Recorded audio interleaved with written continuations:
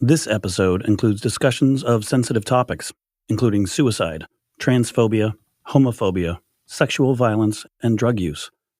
Listener discretion is advised.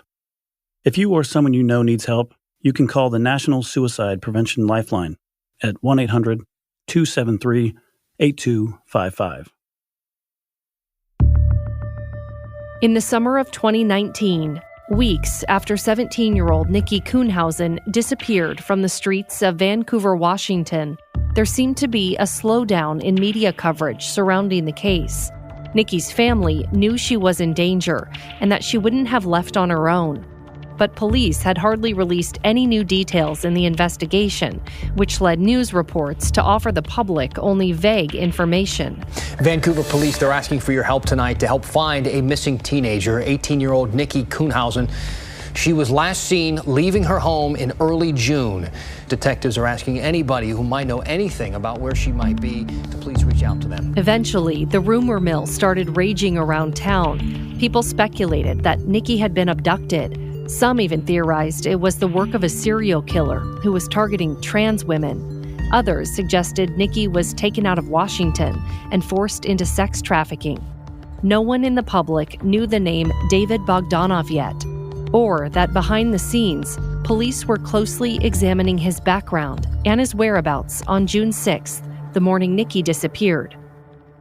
Detectives had to keep that information close to the vest. It was the best and only lead Vancouver police detective Dave Jensen had, and he needed to keep it under the radar so as to not compromise his investigation into the 25-year-old construction worker. You know, from my perspective, yeah, we'd like her picture out there. We'd like to have people that maybe know something come in and talk to us. But at the same time, I also don't want to share anything with the media about the investigation. Detective Jensen had written dozens of pages of search warrants, and phone records revealed David was the last person to have contact with Nikki. But David wasn't returning Detective Jensen's phone calls and had seemingly vanished into thin air, just like Nikki had. David's own family members even denied knowing where he was. I mean, we're nudging closer and closer towards suspicion because of the fact that he's not calling me back.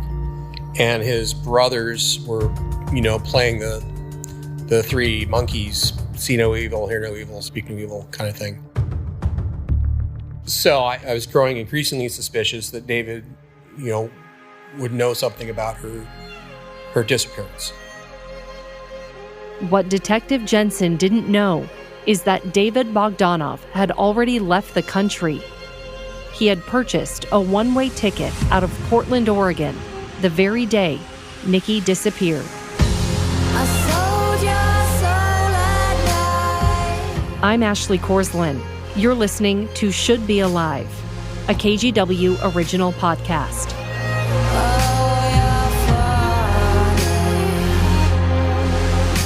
Episode 2 of 6, Person of Interest.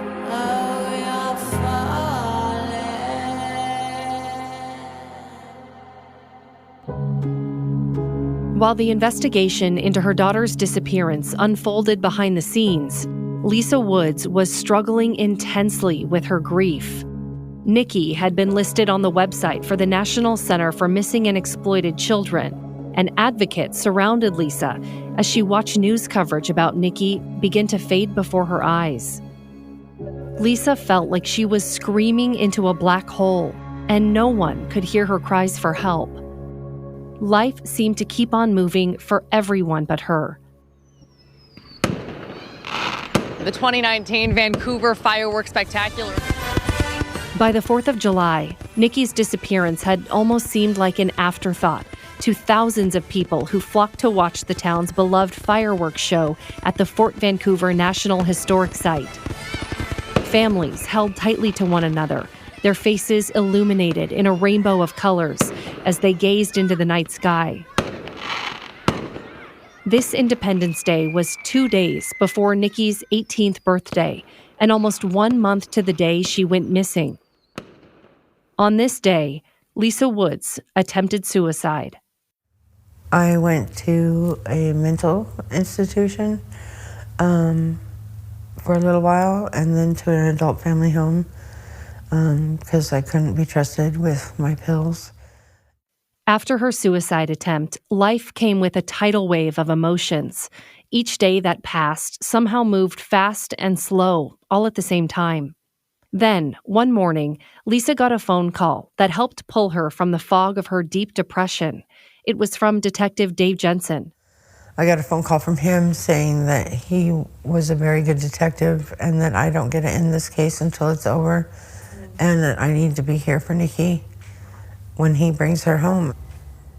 What was it like to have him tell you that at that point in your life? He was very stern, like a dad. He was very stern. And so I pinky promised him I wouldn't do that again. Mm-hmm. In that moment, were you thinking, I want to be here for Nikki? Yeah. Did that reshape kind of how you looked at it?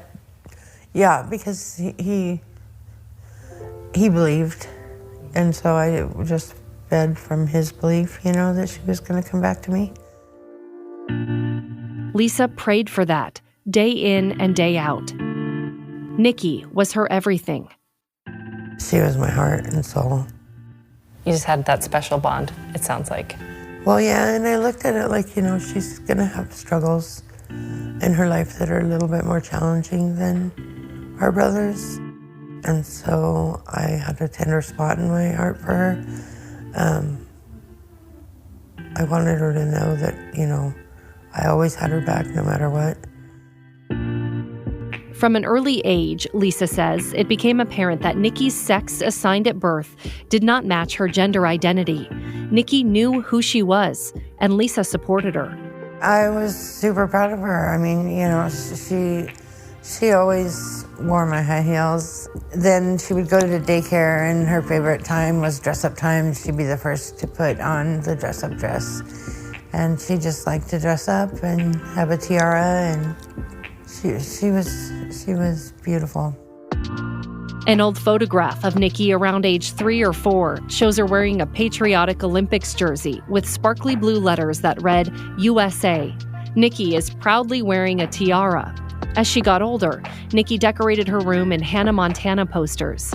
She and Lisa would spend their weekends talking about life and binging the show Vampire Diaries on the couch. Oftentimes, you could find Nikki practicing her catwalk around the house in Lisa's heels, as if she was starring in her own personal episode of America's Next Top Model. Around the age of 12, Nikki finally felt brave enough to wear a dress in public for the first time. She had this beautiful white dress, and it was the first time she went out in public, and we took selfies up against a tree. She was very confident. That must have been a proud moment for you, or was it kind of scary? Like, what was that, the emotions like of that? I was super proud of her. I mean, she knew who she was, and we accepted her, her dad and I. She knew who she was from a very early age. I wasn't afraid for her, but also I wasn't aware of the hatred for transgenders. I was not educated on that. Nikki's brother Alex, though, I'm Alex Kuhnhausen. Would witness that hatred firsthand. I'm Nikki's older brother. He often found himself sticking up for Nikki when people would bully her for how she dressed or looked. Were you the really protective older brother? Always. And there's probably hundreds of guys I fought because they talk crap to her, and I've gotten in a lot of trouble, and it's like I would never not fight somebody for her, and it's like I don't want to be that person, but at the same time, it's like I take care of my own, if I care about somebody, I care about them. Alex, who was 3 years older than Nikki, says the world dealt the Kuhnhausen children a tough hand from an early age. They had to grow up fast. Alex was very candid with us about his own struggles in life. A little bit about myself. I've had a hard life. Been in and out of prison a lot. Trying to figure out a different way of life. I got 2 years clean and sober. I just released from prison last month. Would you say you had a tough upbringing? Did Nikki too with you? Yeah, or was it... all of us did. What were the early years like? We were in foster care a lot. So it's like very sheltered, and none of us like that. Because we've seen how our parents were. My dad was always in and out of prison. My mom was always getting drunk and getting high, and so it's like we wanted that, we wanted that freedom, that fun life. We wanted to be kids. Alex and Nikki were two kids in what was a large, blended family. They bounced in and out of their parents' homes and foster care for most of their early years. Alex and Nikki struggled with the rules set by their foster parents. They didn't like those boundaries. They would often run away, get into trouble, and then come back. It went on like this for years until Alex, Nikki, and their siblings eventually went back to living full-time with their parents. Life was hard, but it taught them to rely on one another. And Alex cared deeply about Nikki. There was no denying that. But family relationships and dynamics are complicated. For Alex, accepting Nikki as transgender did not come easily. From time I can remember, she was wearing tiaras and dresses and 8-inch high heels, and that didn't fit her feet. They were not for her. They were my mom's. They weren't hers. So it's like, for me, it was a lot tougher. I would always be like, you're my brother. You're going to be my brother for the rest of my life. I'd never call you she, her, you know what I mean? I wouldn't, for the longest time I was like that. I've done a lot of prison time. I'm 23 years old and I've done 7 years in prison. So it's like, I've done that mentality of, you're a man, you're a man, you're a woman, and that's that. Don't be who you're not. God made you who you are, and God designed you to be that person, so don't change because you want to change. But at the same time, it's a lot different when it's your family member, because then you really truly see all the time of who they want to be and how much effort and time they take into putting into who they want to be. But there came a pivotal moment when Alex had just turned 18. He was freshly out of a 2.5-year stint in a juvenile corrections facility. Nikki was just 15. And she sat me down one time, and it was just me and her, and she started crying, and she's like, I don't want to be a boy. It's not who I am. And and from then on, I always called her she, her, and so it's just like being able to see how she expressed herself, and being able to see how much it really meant to her about who she was. I learned to accept it. By most accounts, Nikki Kuhnhausen had gone through more in her first 15 years of life than a lot of adults. But she found a path for her future by the time she entered high school. She set her sights on becoming a professional makeup artist to the stars. She dreamt of working for performers like Nicki Minaj. What was her high school experience like? Well, she didn't like getting up early in the morning. Here's Mom, Lisa Woods. So she went to a special class where she didn't have to be there till 10:30, and then was done at 2:30, and it was computer online, and so she did really well there. She spent a lot of time doing selfies in the bathroom and doing people's makeup, and she had a lot of friends, yeah. She was really into makeup, huh? Yeah, she was very good at it, and that is all her. She didn't watch any tutorials. She just knew how to do it. She was amazing. There were a couple times she wouldn't go to school because her eyebrows didn't turn out right, but yeah. Were you like, Nikki? They look beautiful, and she's like, how do you know? Yeah. Nikki was beautiful and had an infectious and magnetic personality. She didn't have to go far to find people who wanted to be around her. How do you describe Nikki to people, like personality-wise? She was great. Best friend Taylor Watts met Nikki in elementary school as neighbors. She says Nikki was always the life of the party. She was loving, she was caring, she was happy, so fun. We are always laughing together.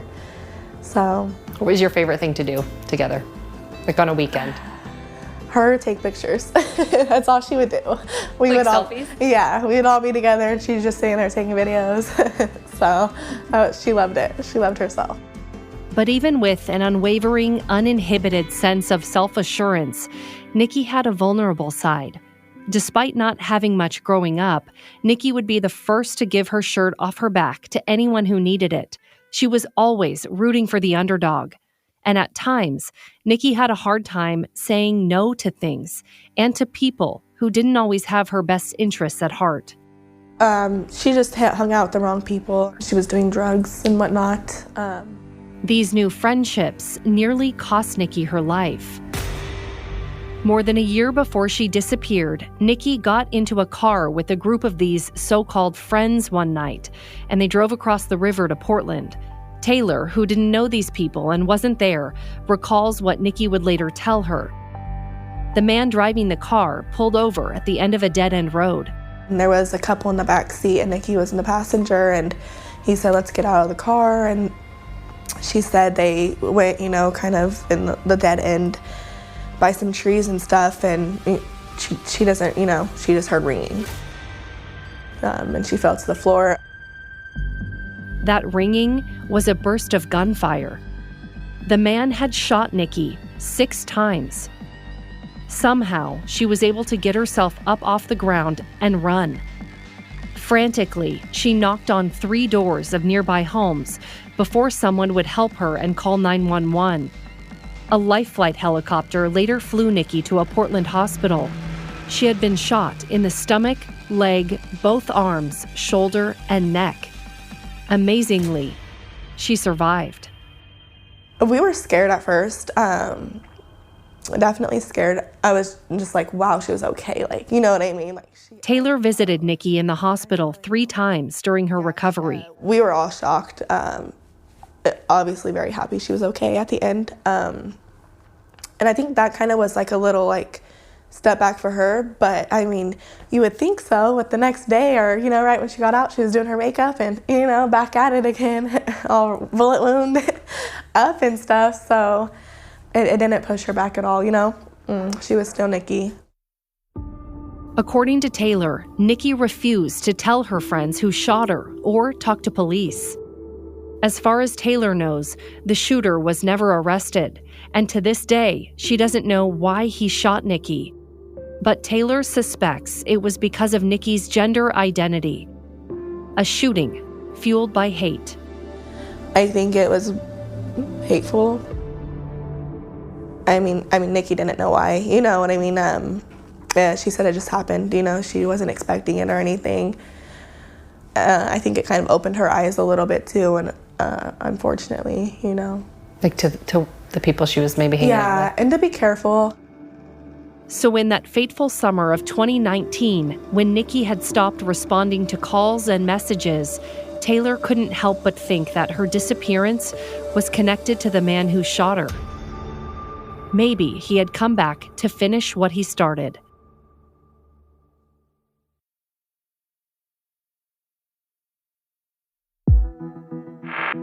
While friends had theories on who might have taken Nikki, detectives had just one person of interest, David Bogdanov, the man identified by phone records as the last person to communicate with Nikki. Investigators just didn't know where David was, and they had no clue that while they were canvassing the Vancouver area, searching for him, David had been out of the country the entire time. What I didn't know is that he's in Ukraine at this time. While I'm actually reaching out to him. David had flown to Ukraine on the same day Nikki went missing, June 6th. On July 14th, he boarded a plane in Kyiv, Ukraine. He had been there almost 6 weeks by now and was about to fly home to the United States. At 9:40 p.m., David departed Kyiv and took the 5,600-mile flight back to Portland, Oregon. On July 15th, just before midnight, David Bogdanov landed back on U.S. soil.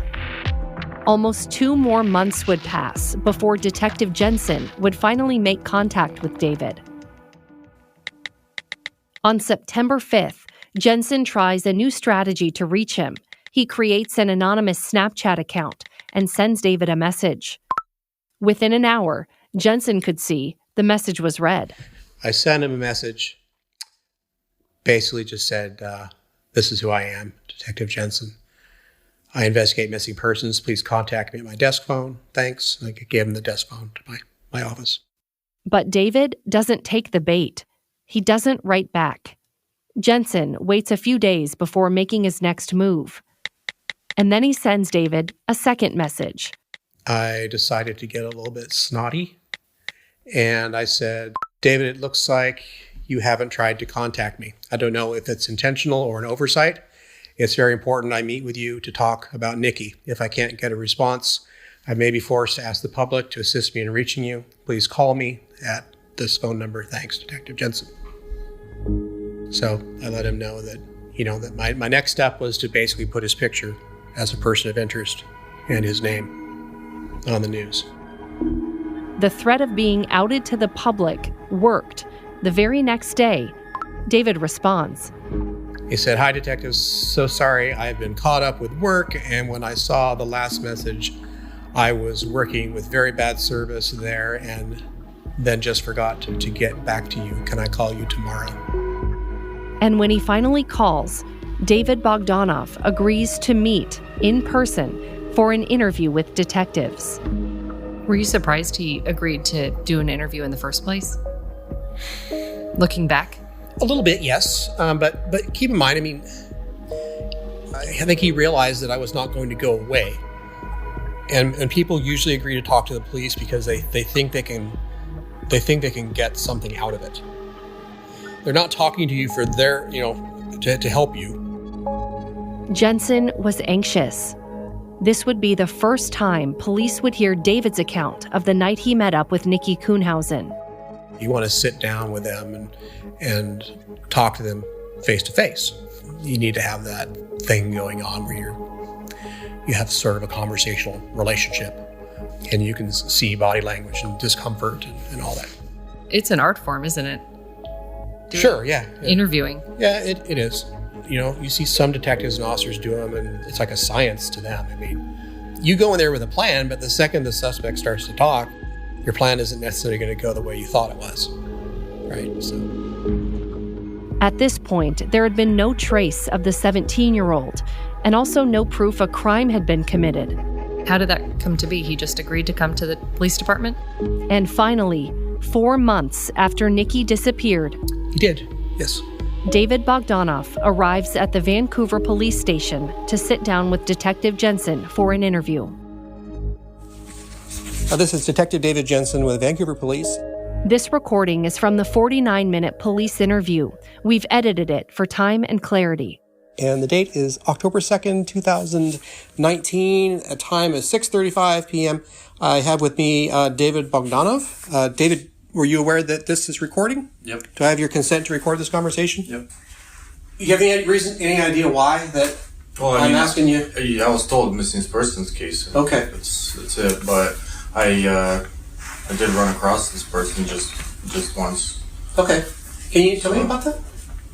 I was planning on head out to downtown to go to a bar and.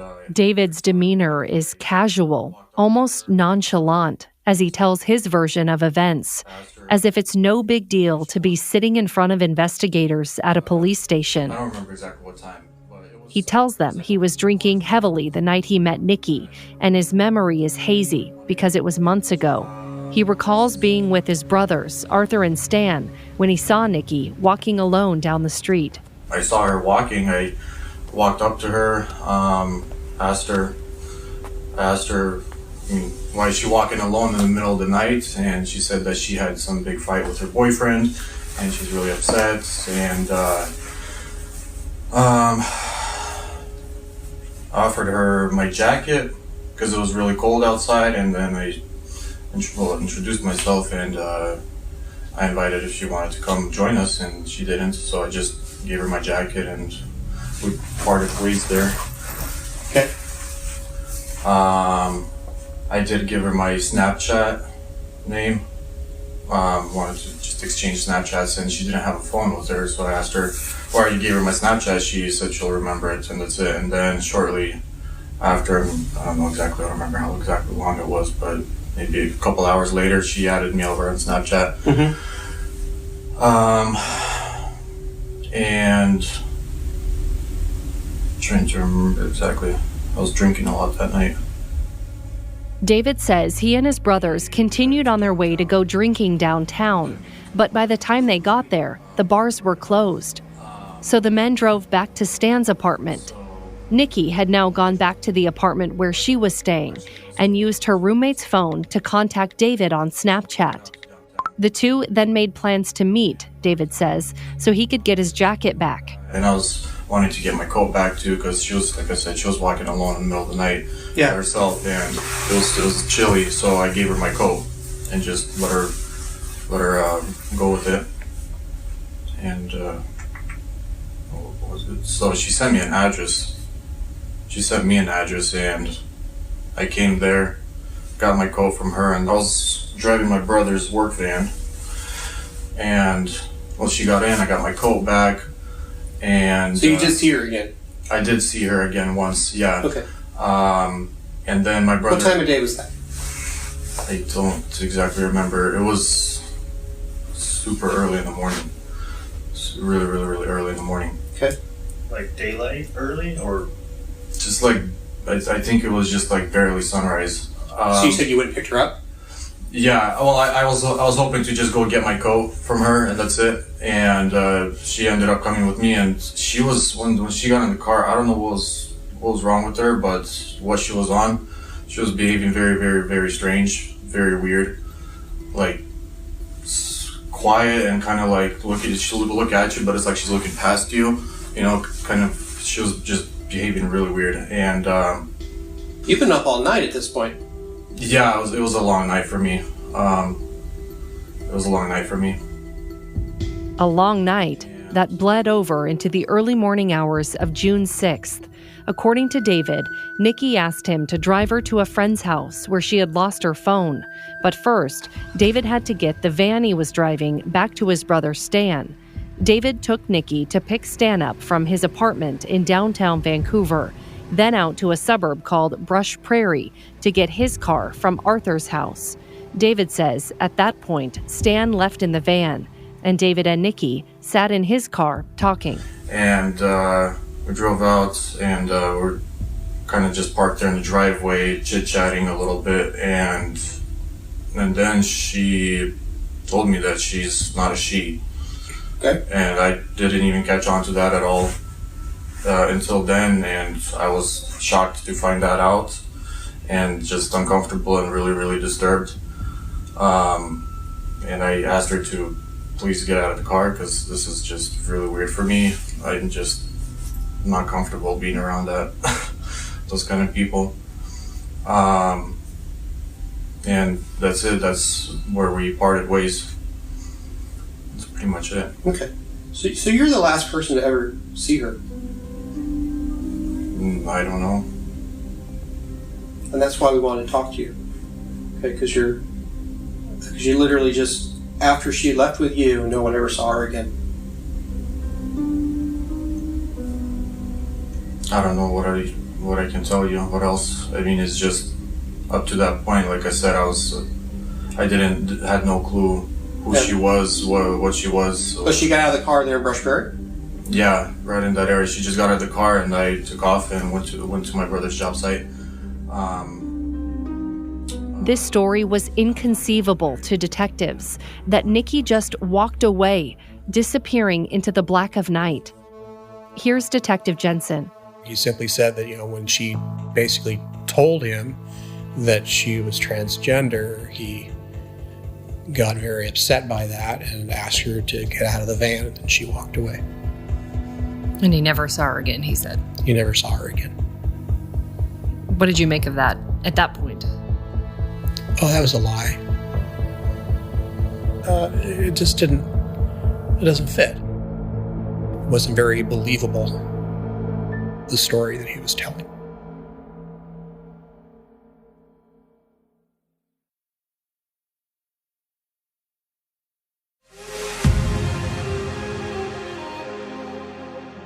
Okay. Back in the interview room at the Vancouver Police Department. I want to clear the air a little bit on what you guys were up to that night. First of all, is this her? Detective Jensen takes out a few photographs of Nikki and sets them on a table in front of David. David studies Nikki's face intently. I mean, this picture on the left looks a little bit, kind of resembles the other pictures. Kind of strange, different. Okay. And do you remember a name that you said it was? I don't really. I honestly don't. Okay. Then, Jensen presses David on specifics about that morning. Because you sent her a message where you said white van again. Yeah. And that was at 5:30 in the morning. Times, locations. Probably, maybe. Okay. And more about David's brothers. What did they know about what happened to Nikki? When Jensen had talked with Arthur and Stan a few months before this interview, they claimed to know nothing. I just still think it's really weird that neither of your brothers that I talked to, when I told them specifically about her and showed them her picture, that nobody... Well, Arthur never saw her at all. Arthur never met her. Stan was also sleep deprived, and it was an all-nighter for him. Okay, hang on. Detective Jensen just wasn't buying it. I actually challenged David on that point. And he does that by playing into David's emotions, saying whatever he needs to say to get David to open up. Remember, interviewing is an art form. So you're telling me that you and your brother, so I'm a guy, you're a guy, okay? You're telling me that if you were in the car with a girl who suddenly turned out to have a penis, that's not going to be a topic of conversation. No, she wasn't in the car when we found out. But you're not going to tell this story later? Oh, later? Yeah, I did. I mean, this is something that people are going to talk about. This is going to be the topic of the day. Yeah. Right? And he kind of partially, conceded that point, because I think he realized that it just sounded completely unreasonable that a couple of brothers would not be, completely giving each other a hard time over this incident, right? I don't. It seems like you guys should have been talking about this. Arthur should have been aware of this. Stan should have been aware of this. Okay, and then weeks later, when I go to talk to them about this, neither of them have the first clue what I'm talking about. It wasn't a big hot topic. So, that just stunk to high heaven. And I was, pretty convinced that at that point that Stan and Arthur, at least Stan, were definitely covering for him and lying about not knowing about this encounter taking place at all. Both of your brothers had a very sort of laissez-faire, sort of, I don't know what's going on in David's life, beats me. That's the way they were. And that pegged my BS meter, frankly, because I don't think you guys are estranged from each other. I think you hang out together. I mean, we rarely hang out together. Did they not tell you I was asking for you? Yeah, they did. They asked me, or they told me, and I mean, I didn't know how to do I call 911 and tell them? I left them cards. Oh, I was asking Arthur. Stan, I didn't ask, but I asked Arthur if he had a card from you or anything, and he said he lost it. It was somewhere in the middle with all his papers. Okay. Every poster out there, internet thing with her name, has my name and my email address. I didn't. Phone number. I didn't see any of those. You didn't see any of that? No, I didn't see not one article, not one post. Okay. So have you never heard about this in the news or on Facebook or anything like that? I personally didn't see it. Nobody has brought this up to you?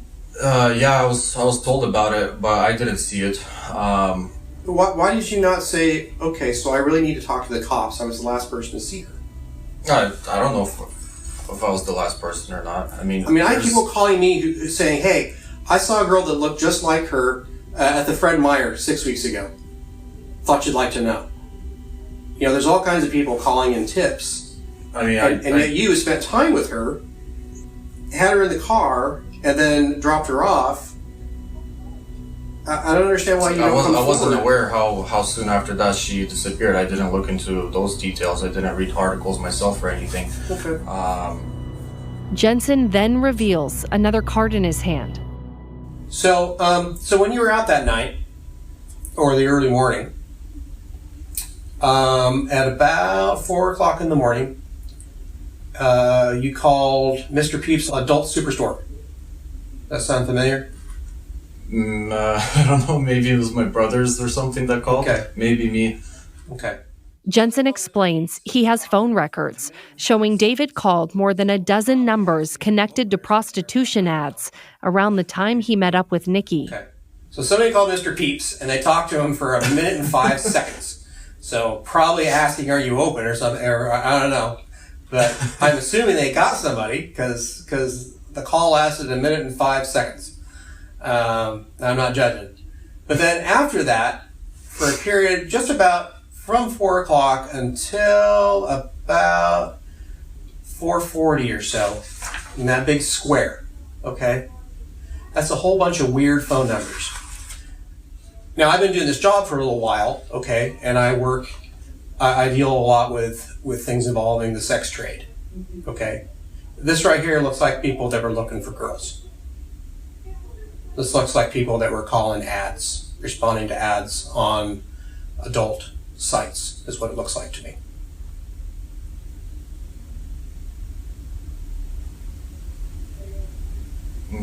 I don't know, maybe I don't remember. Okay, because it's an awful lot of them. And it's the one, it's a departure from phone calls to regular people to all of a sudden phone calls that come back to area codes all over the country. And a bunch of them. So if I were a betting man and I was just sitting in my chair and looking at this, I would say, these guys were answering ads and they were calling prostitutes. That's what I'd say. So then my question to you based on this theory would be, did Nikki answer one of those ads? No. Mm-mm. Okay. Like I said, the only thing that I encountered was just saw her down the street and that's it. So you literally just ran into her on the street? Swear to God. Did you guys drink anything together? I did have vodka with me and I offered some vodka for her. Okay. Didn't know that was important to mention, but so I gave her my jacket and that bottle of vodka. Yeah. All right, David. So yeah, I don't know. It just seems it's troubling. I know because you're the very last guy that I don't want to say see her alive because I don't really know if she's dead or alive. But you know, I wish I could help you more, but I don't know. I'm not a kind of person to. I'm not even a violent person, you know, at all. Nothing. What did David say during this interview about his culture and Nikki being trans and his thoughts on that? Just paraphrasing for him, because he's not here, is a fairly, conservative, socially and religiously conservative community. My culture, I mean, I was born here, but my culture, my roots and everything, for me, it's even disturbing when I'm around a gay person or somebody bi or transsexual or something, you know. So. But the family is very much culturally Russian, and his parents are from Russia. He essentially said that, in their culture that there's no room at all for gay people or for trans people or anything. For him, he said he found it very disturbing. In Russia, it used to be illegal to be gay. Same-sex relationships were not decriminalized until 1993, but currently there are no laws prohibiting discrimination against gay and trans people. In a 2019 study by the Pew Research Center, 74% of those surveyed in Russia said homosexuality should not be accepted by society. David points to that aspect of his culture as an explanation for how he reacted to finding out Nikki was transgender. Like I said, when I found out that that's who she is, and I don't know how I didn't catch on sooner, but it must have been because I was so drunk, drinking all night, and then when the subject came up somehow, whatever way that was, I just got disgusted and I asked her to just get out. So for me, it's just very disturbing and disgusting when people are like this. I don't know. I sort of felt that he had essentially told me exactly why he killed her. Just denied that he killed her. Denied that any of that took place. And what was missing was, the thing that really sparked it. He denied that there was any sort of sexual aspect to this, saying that he was just being a nice guy and that he seen her walking down the street and it was late at night and he was just sort of being gentlemanly and looking out for her, which, and he's also admittedly being very intoxicated, And so I have somebody who's calling up prostitutes, who's calling up the adult video store, who's picking up this young lady, and by his own admission, he's super drunk. And, after going over with him again that she just got into the van and just simply walked away, I just said to him, David, that's not how people go missing. People don't go missing by getting out of the van and walking off down the street. Do you see why I want to talk to you?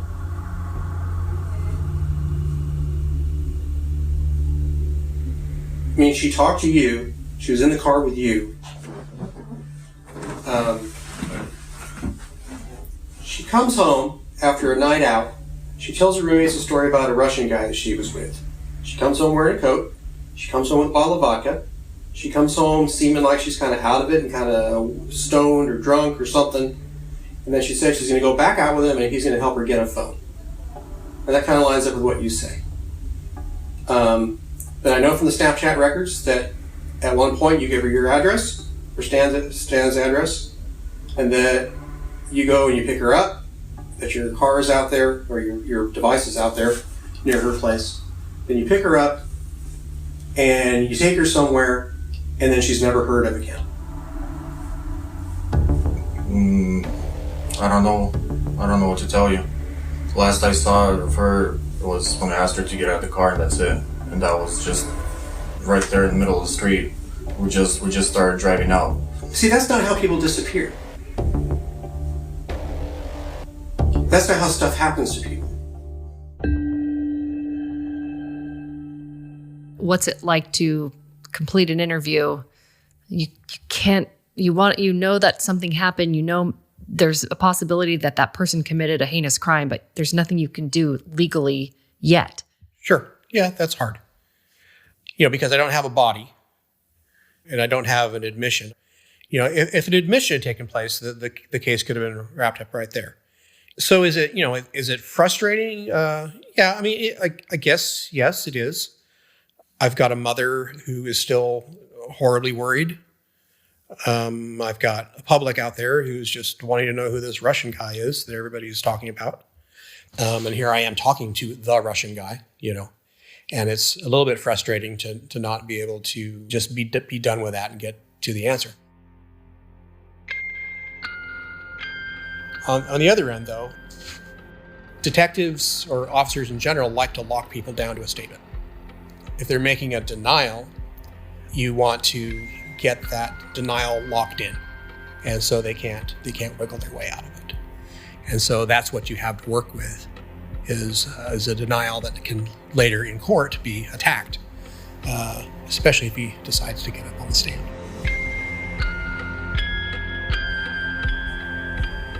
The thing that concerns me is that's not how people disappear. Getting out of the car and walking away is not how people disappear. People disappear by getting picked up by somebody that they've never met before. That's usually where you don't hear from anybody again. If someone gets dropped off and walks away, they might get hit by a car, they might fall in a ditch, they might meet with some kind of accident walking along the side of the road or whatever. That's not typically the point where people just disappear into thin air. I don't know what to tell you. Okay.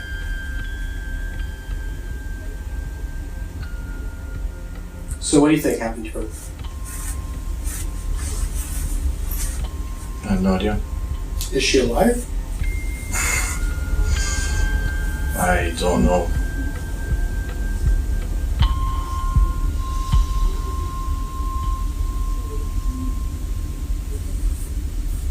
The men sit in silence for 38 long seconds.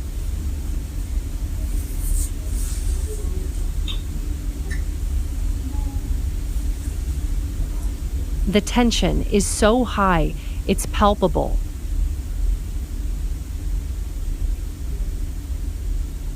Did you ever get your coat back?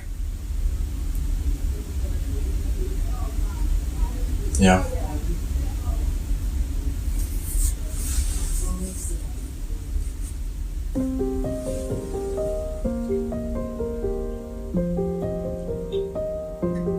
And after questioning him for 49 minutes, Detective Jensen completes the interview and watches as David Bogdanov walks out the door. But he won't be a free man for long. Next time on Should Be Alive. I thought she was going to be home for Christmas, and I wanted to have a card for her. Me being that older brother, like I'm supposed to protect her. Very rarely do we get good enough information that we know exactly where a body is and go find it. Move the line. It was obvious that, yes, we had a human body out here. And I just fell to my knees, and the next thing I know, he was holding me. We're looking for some really tiny things like teeth and fingernails. The longer it's been out there, the more it starts to take on the characteristics of its surroundings. Hold the line. Hold the line. They were finding hair extensions and female clothing, so we were pretty sure this was going to be Nikki.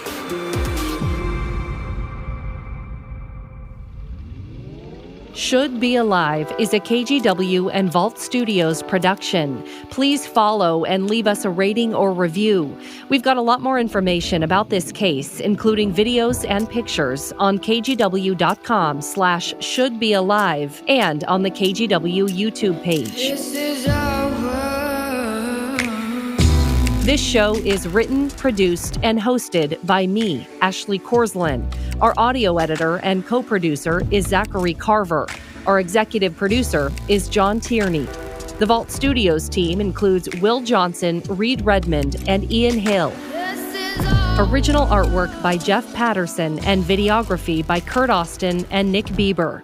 Audio assistance by Andy Thomas and Vince Jones, and digital media by Louisa Anderson and Celeste Ruiz. Marketing and promotion by Will Mahon and Jennifer Woodruff. Our Tegna legal counsel is Will Herman. Special thanks to Lyndon Walls with Idea Stack Creative, KGW General Manager Steve Carter, News Director Greg Ratsinas, and the entire KGW staff.